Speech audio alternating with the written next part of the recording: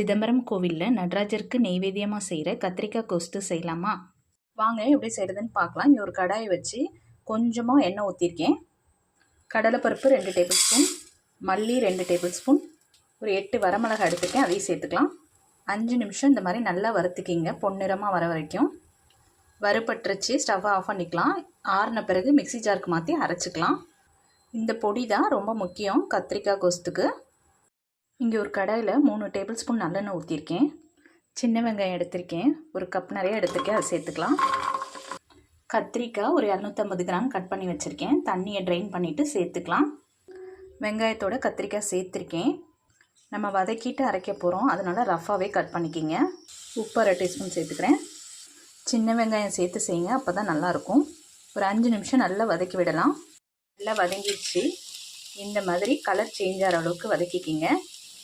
Stove off பண்ணிக்கலாம். ஆறின பிறகு மிக்சி ஜாருக்கு மாற்றி கோர்ஸாக அரைச்சி எடுத்துக்கலாம். அதே கடாயில் 2 டேபிள் ஸ்பூன் எண்ணெய் ஊற்றிருக்கேன்.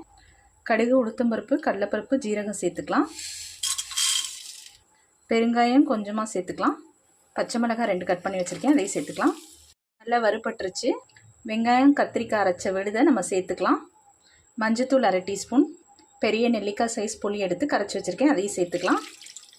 தண்ணி கொஞ்சம் கலந்துருக்கேன். 5லேருந்து 8 நிமிஷம் நல்லா கொதி வரட்டும். இந்த அருமையான கத்திரிக்காய் கோஸ்தை நீங்களும் ட்ரை பண்ணி பார்த்துட்டு கமெண்ட் பண்ணுங்கள்.